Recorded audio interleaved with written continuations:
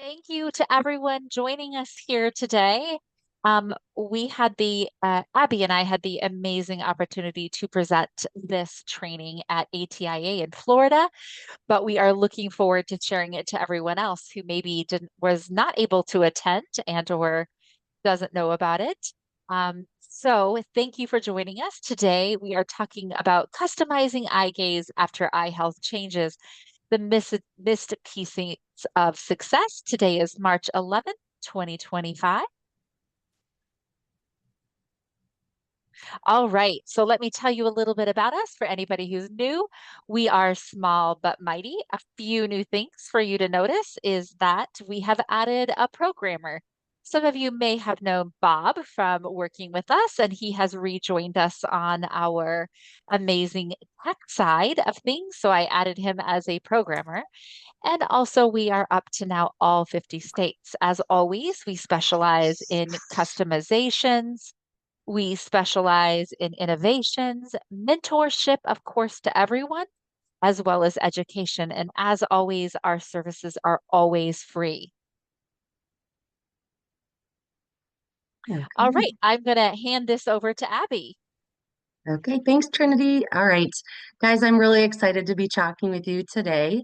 As Trinity said, we presented this information at the recent ATIA conference, and afterwards, we just thought this is really important information for many, many people, not only people with ALS, but also people with other diagnoses who are using eye trackers, family members and caregivers, and providers who are working with people with ALS or other diagnoses. So we wanted to do this training here too, so that more people could access this information. So today what we're going to be talking about is the eye health journey for people with ALS, and then kind of making a case for why customizations are really important for those people. So we'll go through those two sections kind of quickly. They're kind of setting the stage and the background. And then the meat of this presentation is really talking about some customizations that can be implemented on eye tracking devices to help make it easier for people with ALS to use those devices. And then we're going to give just some ideas for where we all go from here. So let's go ahead and dig in. Starting with some background information, we really wanted to set the stage for why eye health is really important for people who are using eye gaze devices. And I want to say too, during the presentation, I may say eye gaze, I may say eye tracking. So all of this is referring to the same thing, accessing a device through use of your eyes. And when somebody is doing that, eye health is really important because it helps make sure that they can actually use that access method. A recent study found that over 90% of people with ALS are using a speech generating device at some point in their progression. Now, this number doesn't call out specifically how many of those people are using a touchscreen device versus how many are using an eye tracking device. But what we know about ALS and the progression and how it can change both your speech and your hands, your motor skills, is that many, many, many of these 90% are using eye tracking devices. And so that tells us that eye health is really important to maintain access to communication and technology as the progression happens with ALS. What this number doesn't tell us is how many of those speech generating devices are abandoned. And what we mean by that is that someone who could use a speech generating device stops using it for some reason or another. And for many people, it could be that they stop using it because they can no longer accurately access it. So those are the people we're really talking about today, and we're really wanting to help. The other piece of background that we wanted to cover too is just a reminder of how eye tracking works. So here on the right side of this slide, you can see a picture of an eye tracking device with the camera. At the bottom, there's that kind of bar that has the small red lights in it. And that is the piece of equipment that's actually tracking where your eyes are looking on the screen of the communication device to make it work. Now, what else is needed is the glint off of the pupil of your eye or off of the surface of your eye. So that reflection or that the red lights are really looking for that reflection or glint on your eye. And what's essential to have that glint is a healthy tear layer. And so we're going to dig into eye health related to that. Bridging Voices doing a talk on. Okay. So the other thing that we really want to think about, or we think is important for all of us to think about with people who have ALS and are using an eye tracking device is this progression of their success over time. And so I think many of us are familiar with this beginning part of this curve. So here you can see at the beginning of somebody learning to use an eye tracking device, they may start out less accurate and less proficient because they're learning a whole new skill. But then as they get support to learn how to use that device, their skills really improve and they get to a place where they're really proficient and accurate with using eye tracking. And that's really that really sweet spot where people can use an eye tracker to communicate, to access technology, really to access their world.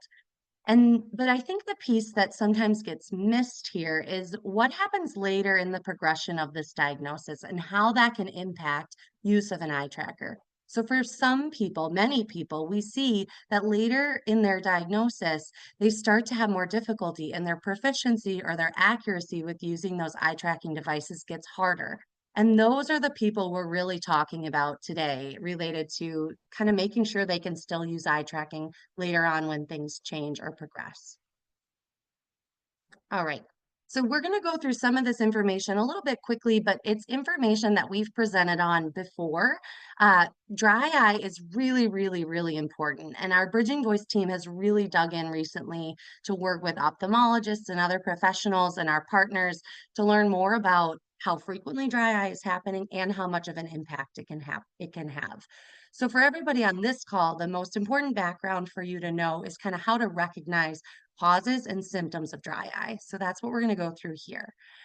Some of the things that can cause dry eyes for people with ALS, or even really with other diagnoses too, are certain medications like allergy or saliva reducing meds, which can actually, not only are they like those saliva reducing meds, not only are they drying out your saliva, but they can also dry out your eyes.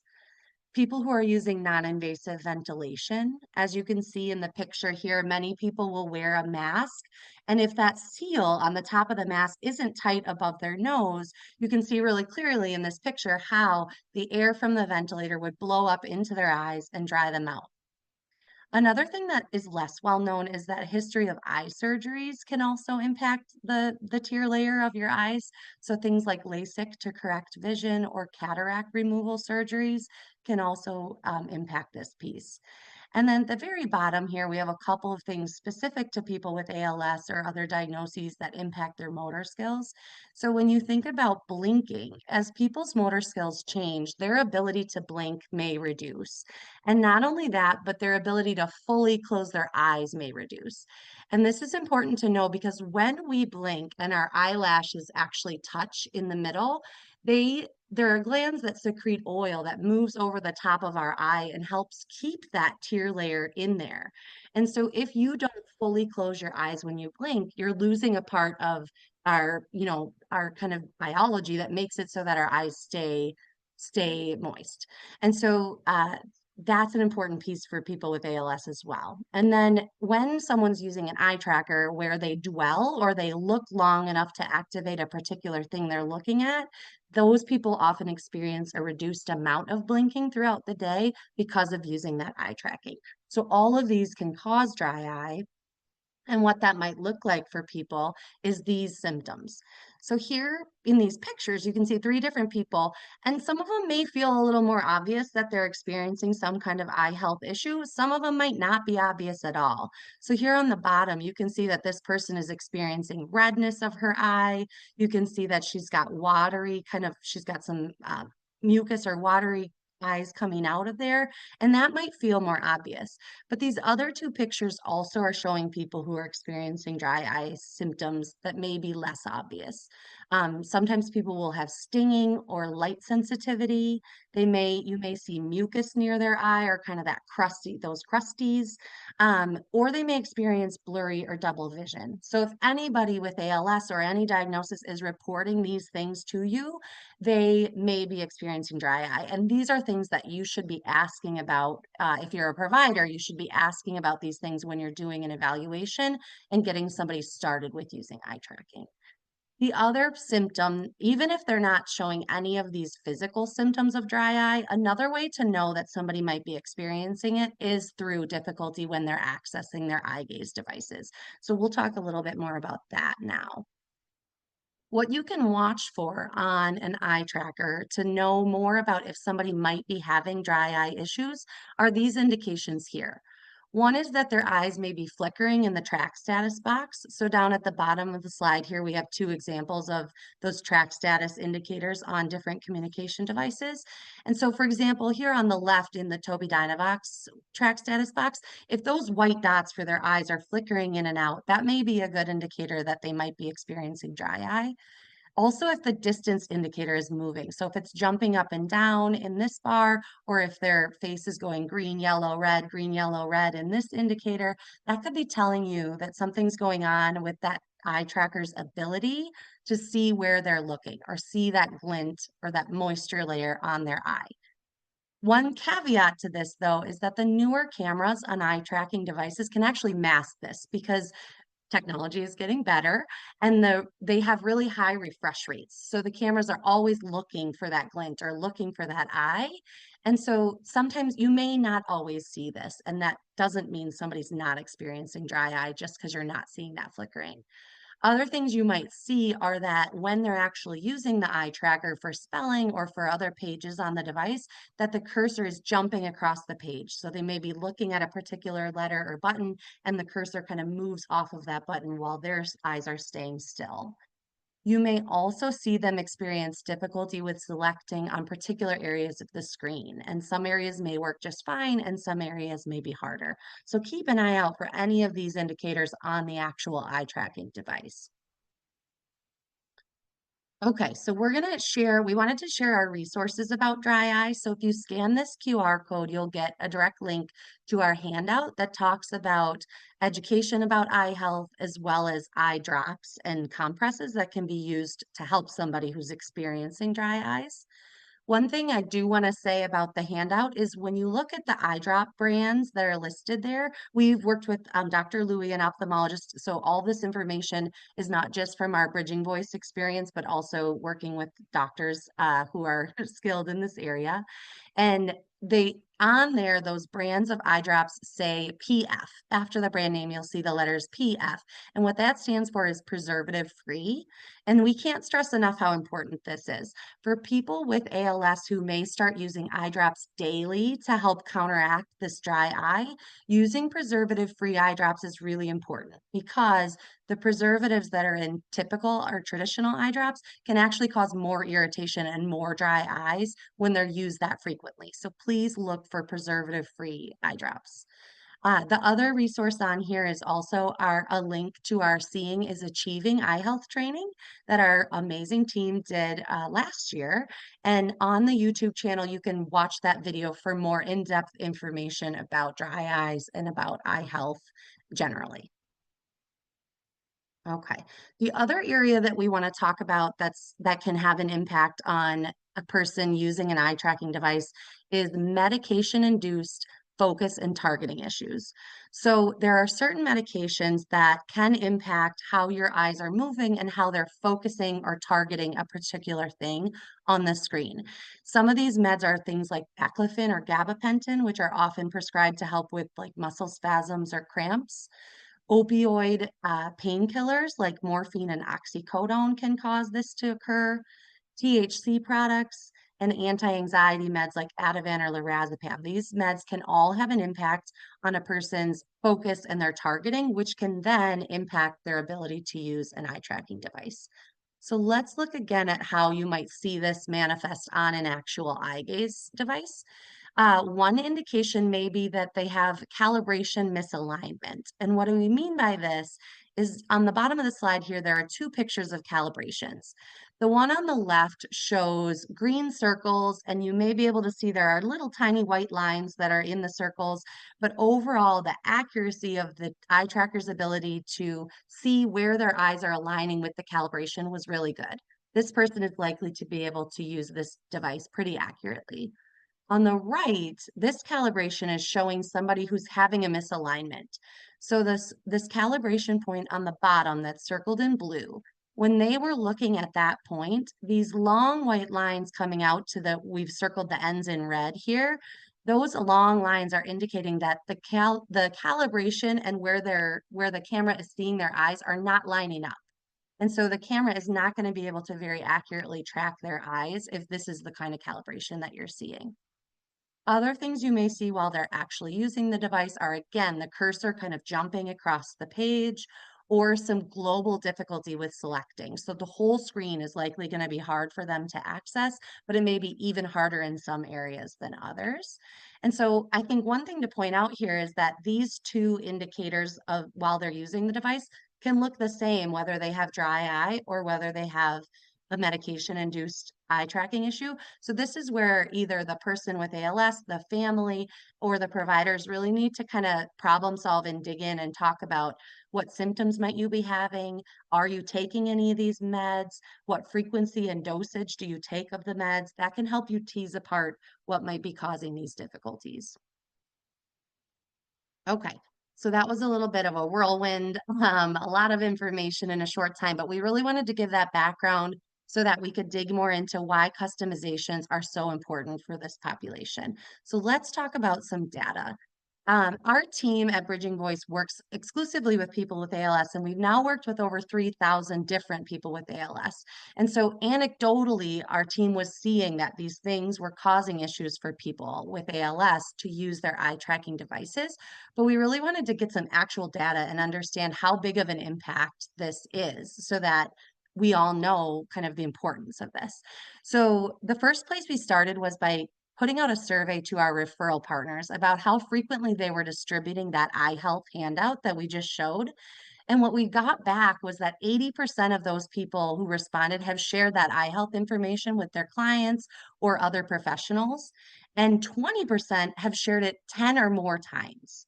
So that's big, right? The number of people, what this is telling us is that not only are there lots of people who have eye health issues because it's getting shared frequently, but providers are really eager to be able to help those people. They're sharing it lots and lots of times to get that information out there. So that kind of drove us to dig deeper into like how important is this and how many people is it impacting? So then we started looking at Bridging Voice clients who were experiencing dry eye symptoms. Or issues. So we went back through 600 individuals over a 6-month period who were receiving Bridging Voice services. And we found that 23% of those people were having dry eye issues. So that's huge, right? Almost a quarter of people, 1 in 4 people with ALS are having dry eye issues that are leading to them having a harder time using eye tracking to communicate or access technology.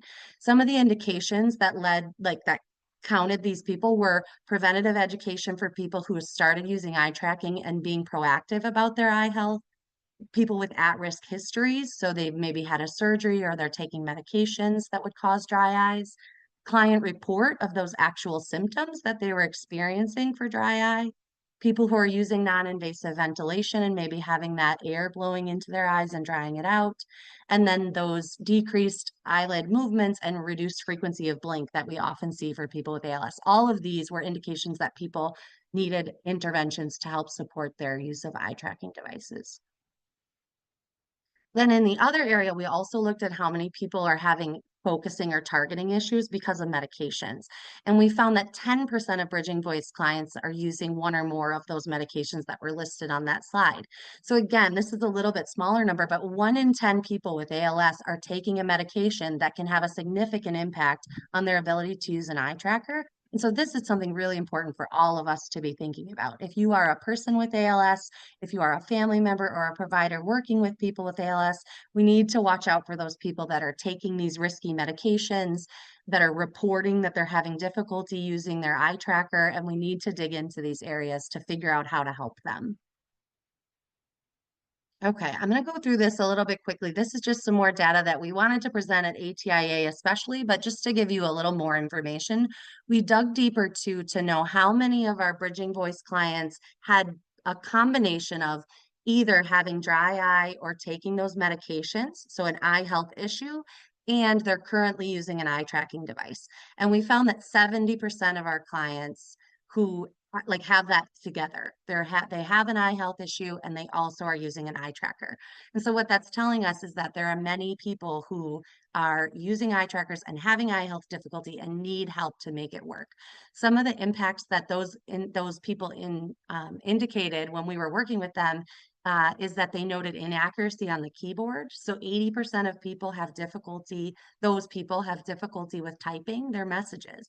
And that's so important for us to know, right? Like the point that we are trying to make is that people with ALS should be able to communicate throughout their progression. And if 80% of those people are having difficulty typing their message, we need to do something about it.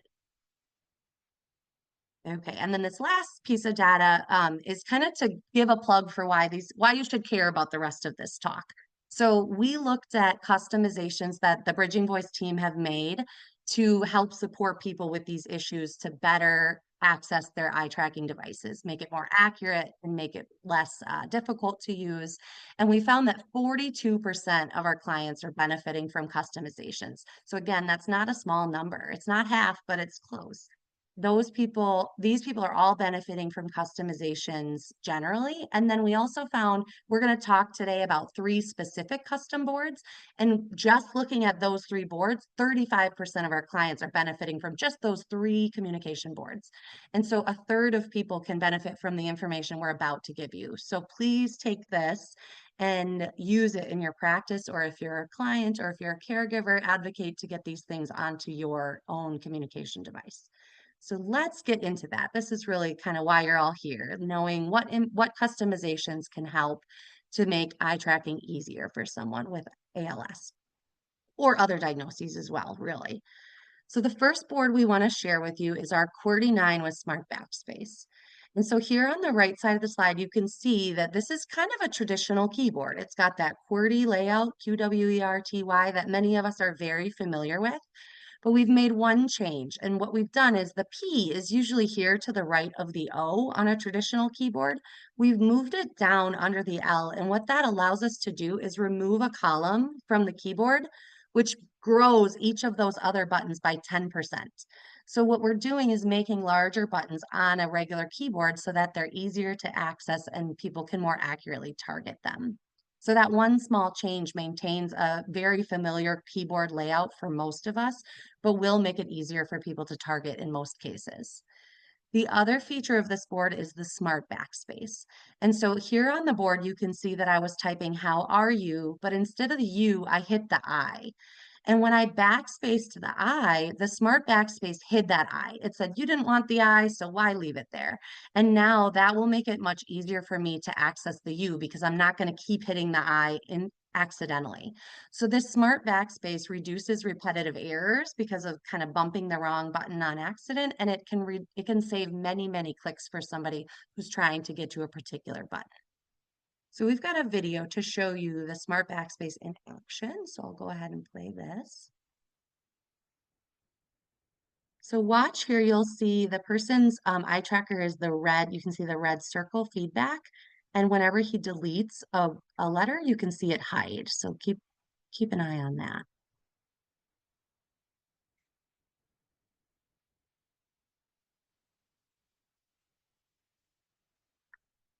And then I'm going to let it, I know this is kind of a long video, but I'm going to let it play because at the end, you'll also see that he's trying to get those green prediction squares and he hits the R instead.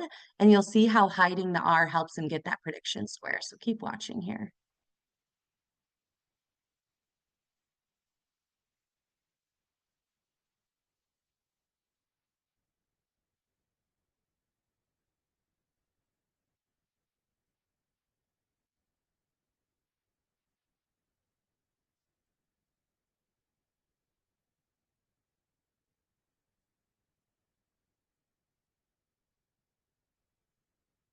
There it was.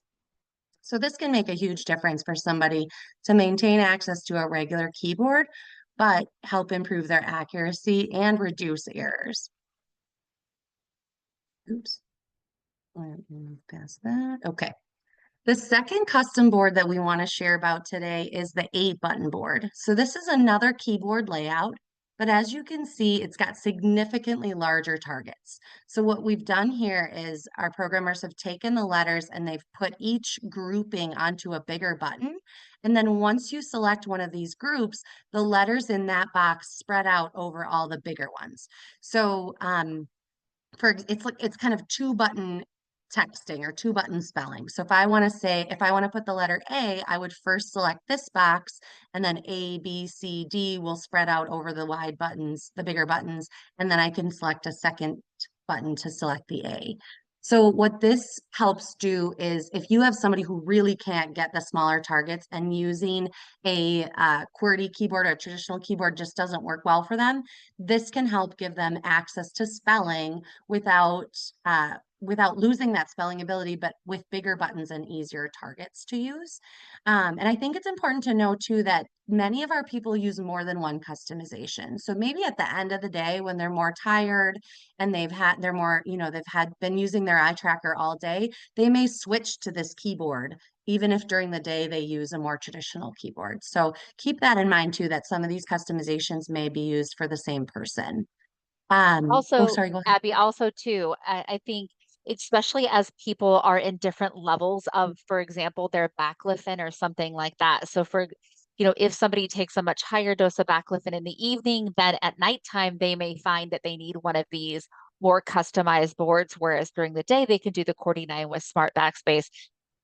So it's great having all of these boards be available to somebody. Yes, I'm so glad you said that, Trinity. Yeah, because if you think about the changes over the day based on meds and things, you really can kind of problem solve and combine these things. So some other features of the 8-button board that are really useful are that the message window here, the white bar, is in the middle of the letters, and that creates a buffer so that when somebody's looking between the upper and lower rows, they're less likely to accidentally bump the wrong button in the vertical axis.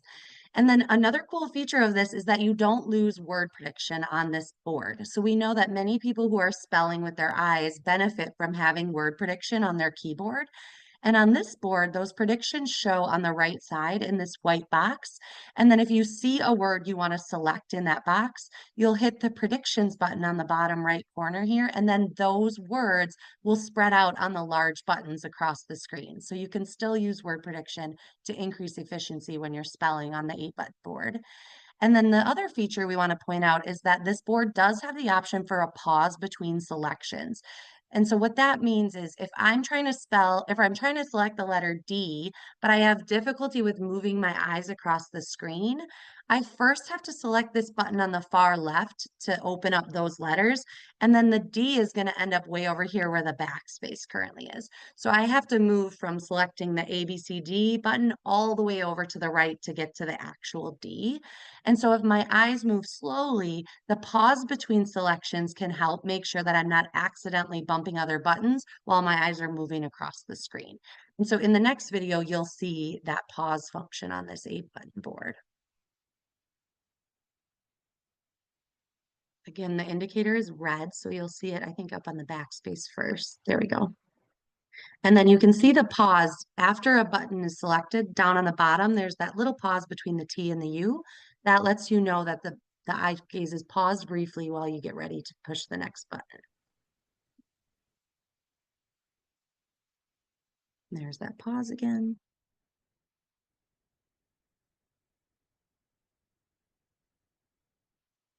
Okay. And you can see when they make a selection on this page, it automatically takes them back to the original page. So it's also saving hits by not having to navigate back and forth yourself. There is a back button in case you got this one on accident. You can also see on the right, those word predictions are coming up.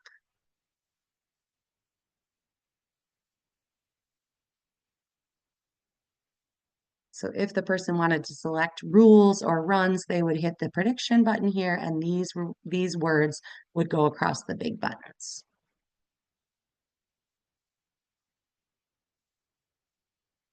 I think they might do that actually, so we'll let it play.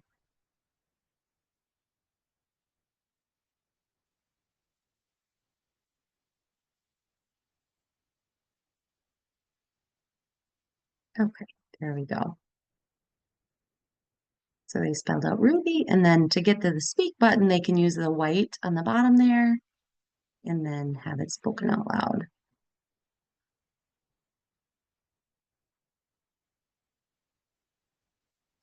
Okay, I'm gonna keep going. There we go. Okay. The third custom board that we want to share today is the Rose Phrase Board. So this is named after a client who it was initially designed for, but we have had many, many, many clients benefit from this since its inception. And so we want to share about this phrase board as well. So here on the right, you can see this top square that says home, needs, social. This is the kind of the home page or the main phrase board. And on this page, you've got these gray buttons are categories. And if you open one, like if I open needs, then this second lower picture shows you what it looks like inside of that category, where I have specific messages related to that topic: suction, bathroom, white face, white eyes, medicine, cough assist. So one of the nice things about this board, obviously, is that it has very large targets. So if somebody is having difficulty with accuracy, this board gives them their most essential kind of communication needs in very large buttons that should be relatively easy to access. Another feature of this board is that it puts the text message, it puts the thing you select into the message window, so this white bar here, but it doesn't automatically speak.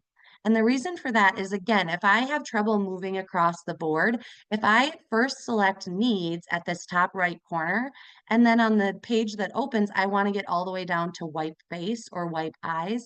If I have difficulty traveling and my eyes move slowly, I might activate suction, and then I might activate bathroom, and then I might activate wipe face before I actually get to wipe eyes, if that's what I'm looking for. And so with this board, if that happens, each one you select, it clears it out and it doesn't speak it until you actually get to the one you wanted. Then when you want to speak it out loud, another feature is that the speak button is in the center of the screen, which means you can go directly from whatever button you're on to that speak button without crossing over other buttons. So it creates this, if you've ever had somebody who has a phrase board where they hit like 6 or 8 different messages along the way, and then they hit speak, and then it's like wipe eyes, cough assist, medicine, wipe eyes, and you're like, do you want all of those things? Do you want none of those things? So this board can help reduce some of that confusion for caregivers when someone's trying to communicate an important need, because it automatically erases in between. It doesn't speak until you tell it to, and you have that direct route to get to the speak button from any button on the pages themselves.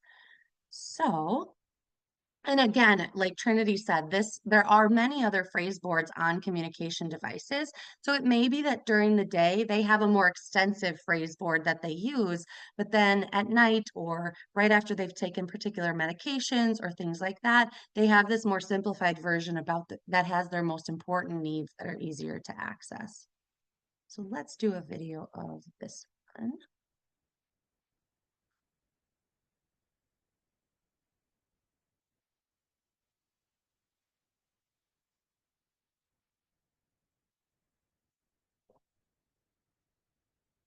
So there you can see they moved right from suction to speak to have it say it out loud.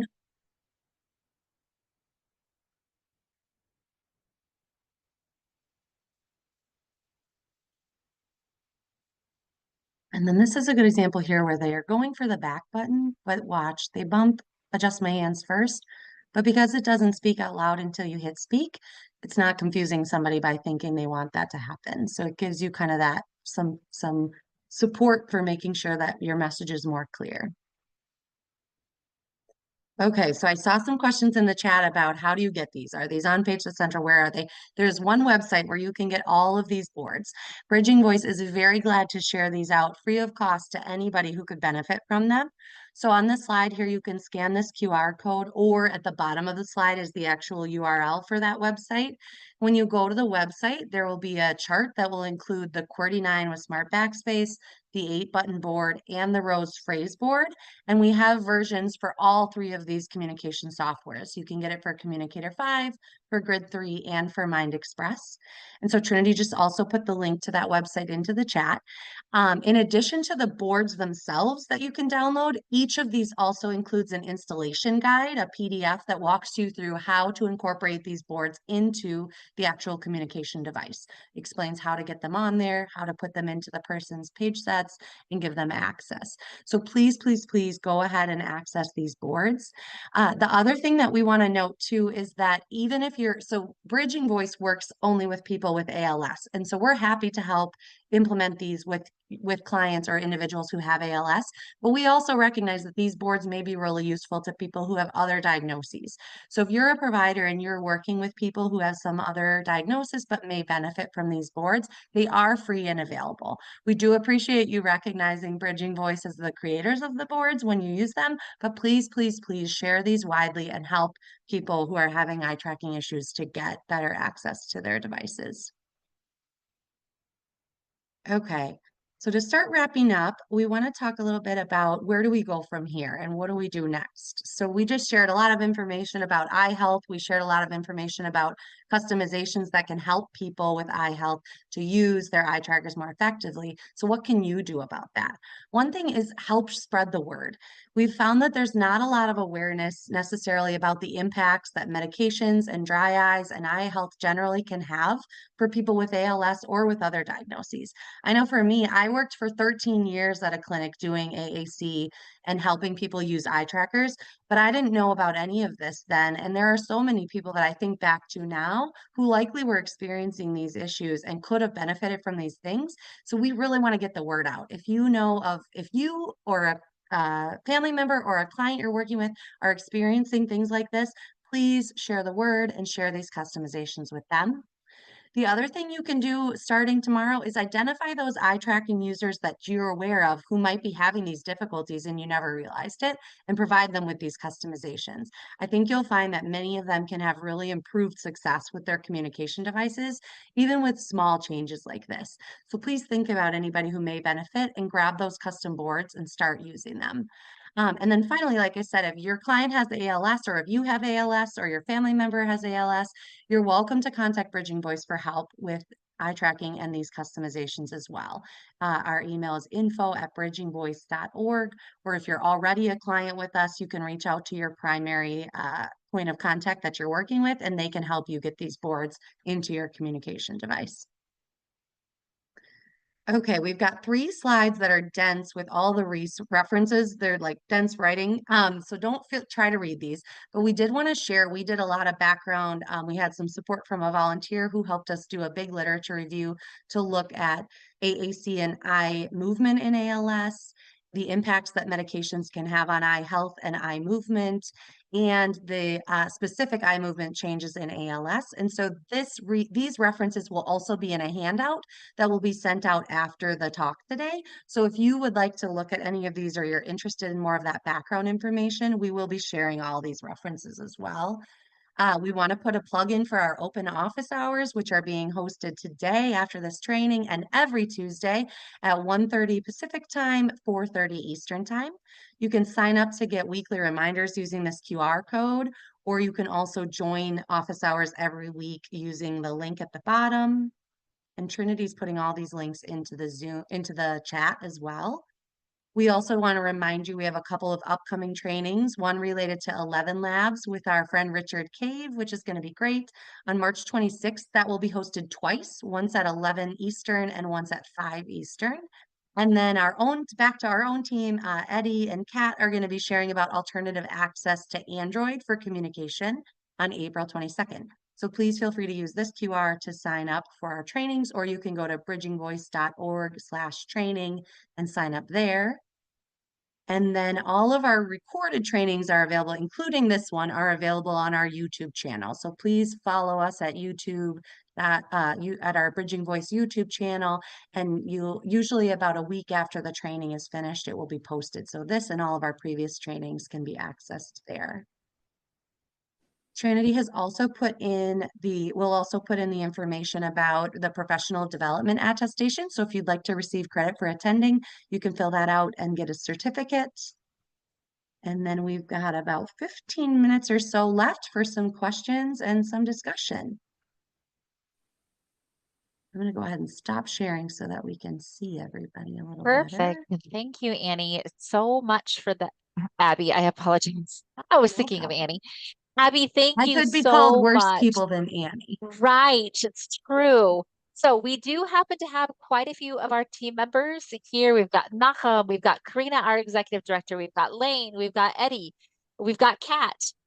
So we are here to answer any questions that you may have about customizations, about eye health, about medication changes, or about eye health changes that may result from medication changes, feel free to uh, put your information, or you could put questions in the chat. You're welcome to take yourself off of mute and ask the question out loud, whatever works best for you for interacting. We are here for your questions.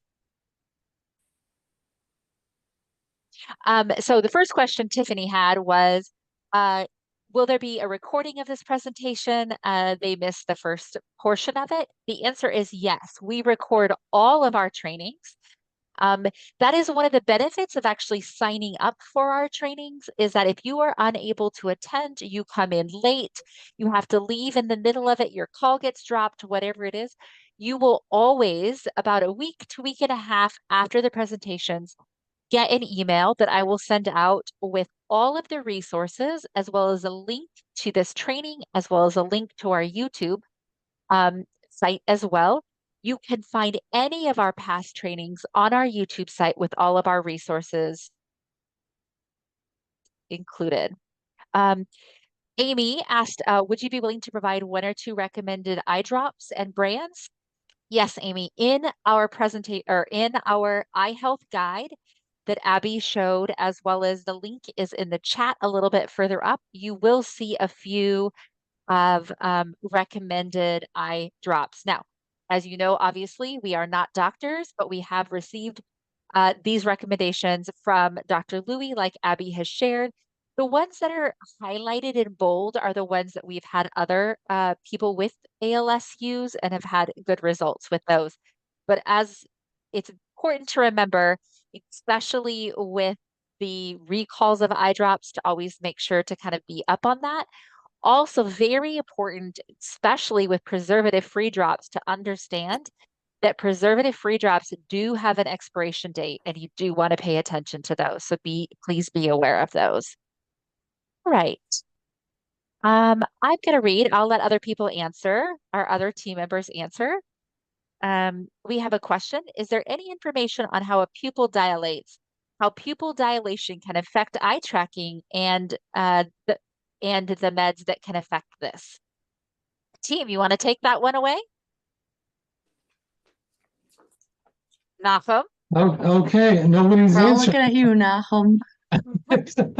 There's what we've seen over the years, it's interesting that the first time pupil dilation was the first actual indicator of a medication-induced issue with eye tracking. I think and so Mark Sarabian was the one who actually alerted me to it, probably about 15 years ago. And that one was caused by a scopolamine patch, which the scopolamine patch or atropine can cause both eye dilation and dry eye. So it's kind of hard to know which thing is going on. Cough medicines with antihistamines certainly cause eye dilation. I did one time meet a client who was in front of the eye tracker and the track status was completely blank. The eye tracker was working fine, but because he had taken a cough medicine, it did not see his eyes at all. We took a look in his eyes and his pupils were dilated. They were really all like as much as possible. And so those are the few things that we know about. The one good thing about eye pupil dilation is that you can see it. So it's easier to isolate. All right. Thank you for that, Nahum. Ronaldo had a question. Is there any kind of physiotherapy or medicine for people with ALS to slow eye movements? Hmm. Do you want to ask that one a little bit further, Ronaldo? Are you thinking like as in like you're seeing the eye movement jumping around and you're wanting them to have better control? Or is it that they have slow movement and they need assistance? Some have slow movements. Yeah, so you're seeing that they're having slow movements and you're wondering about physiotherapy to help improve those slow movements. So I'll go out on a limb since none of our my team members have jumped to answer this one. I have not heard of any sort of therapeutic intervention to assist somebody with slow eye movements. We do, let me also say, as always, that we have a wealth of other professionals and knowledge here. So if any other professionals want to jump in and share their input on this, um, definitely do. I do know that we have had some neurologists who are sharing more and more about people, with ALS as they're living longer and longer, the impact of the disease on the motor neuron, the actual motor neuron of the eye. We're starting to see more people, have impact of those as people are living longer. But I have not heard of anything. I welcome anybody else's input. So Juan Juan has and by the way, Juan is we have multiple individuals on this call, including Charlie. I saw Monica earlier, who are oftentimes present on our open office hours. So not only do you get input from us as professionals, but you get input from like Charlie Wren and Juan and Monica, and I'm sure there's other ones I just didn't see on here, but they happen to be at the top of my screen. Juan asked, from so many years of eye gazing, I have become cross-eyed. Is there something I can do to help this? Nachum? Juan, why are you asking us this question? I'll get you back, Juan, later on in office hours. Okay.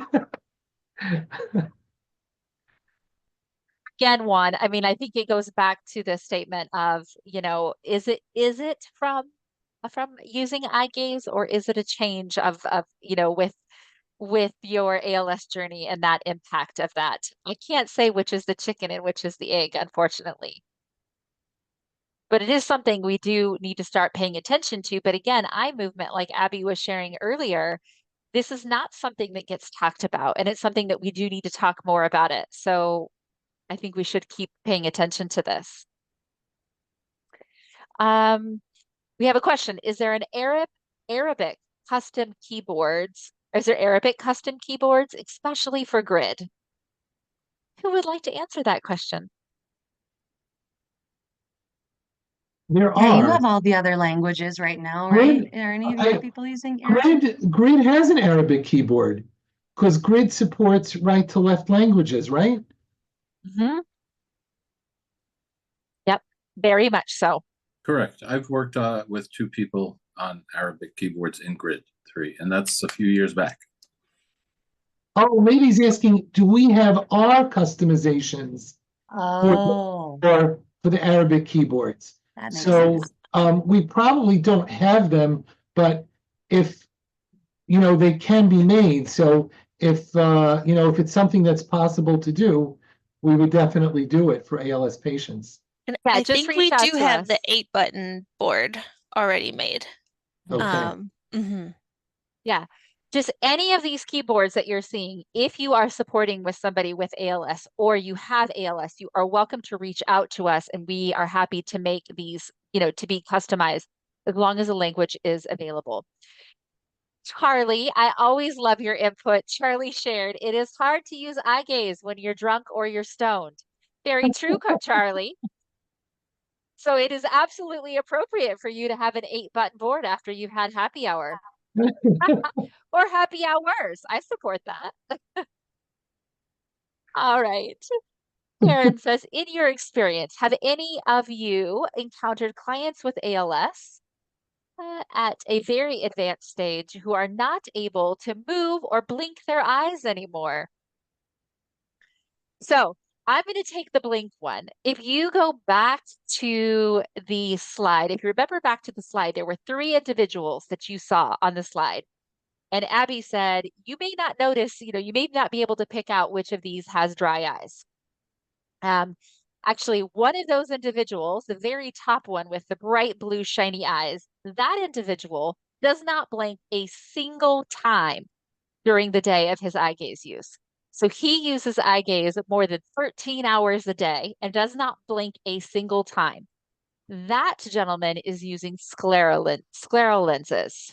Okay, and a scleral lens, just quickly, is a very large contact. It's a large contact that covers not only the iris, which is the colored portion of the eye, but also into the white of the eye. And it has a reservoir of fluid.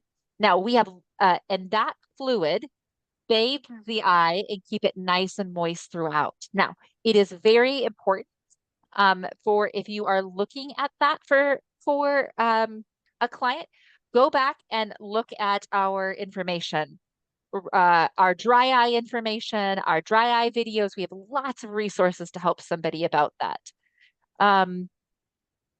So that's the blink portion. Now the move portion is something different because Nahum has shown us over and over and over again that even though we can't appreciate that an eye is moving, in fact, an eye tracker can oftentimes pick up eye movement, even when an eye tracker is not able, or when we can't pick it up perceptually. Also, it goes back to that customization, is that usually someone will keep movement in a certain direction, maybe horizontally, and they lose their vertical, or they keep their vertical and they lose their horizontal.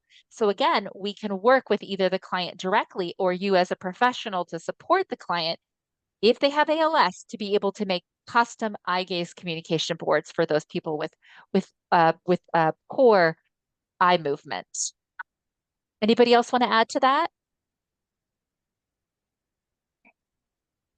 I think one thing I would say too, Trinity, this doesn't necessarily relate specifically to the actual eye movements, but I think too for those people really thinking about what, other ways they can, if they can indicate a yes or a no or anything in other ways, also thinking about manual communication options and partner assisted communication is it's really, really important for those people because even if you do find that setting up an eye tracker can find more movement in their eyes than you can see with your naked eye, the use of that eye tracker may be very effortful and may not be something they can do throughout the whole day. And so working with your speech therapist or whoever to kind of figure out those other manual communication strategies is really important too. And I am holding up our actual manual communication board that we have that we send out. It's nice, it's plastic. We even have a QR code for our video on how to manual scan with on the corner up in the top corner. And then we also have instructions. So on the front side is letters, on the back side is the most common phrases. We have these in English and in Spanish, but we're also happy to share these boards, like for example, in a document that you could change to whatever language that you would need them to be in. All right. Abby put in some recommended eye drops in the notes for anybody that might like those. We have a question about, can strabismus surgery affect performance? So strabismus surgery is the difficulty with your eyes lining up. So I can tell you that I personally have had 2 strabismus surgeries done, and I am able to eye track. But let's step back a little bit and talk about prisms, because Nahum, you have prisms in your glasses, correct? No, I Or don't no? know. The I astigmatism, do. the astigmatism is the Okay, I do have a prism in my right lens, which is the one that I've had the surgery done on a couple times. And prisms can cause challenges when it comes to eye tracking, especially as you have them starting to look at the outside edge of their glasses, and as they're looking at the outside edge of a communication device as well. So in those, Nahum has made some really cool customizations. So for example, if you try to select a letter that's on the very edge of the screen and you can't get it, Oi, Ronaldo, obrigado. Eu vou ver se eu consigo te mandar o.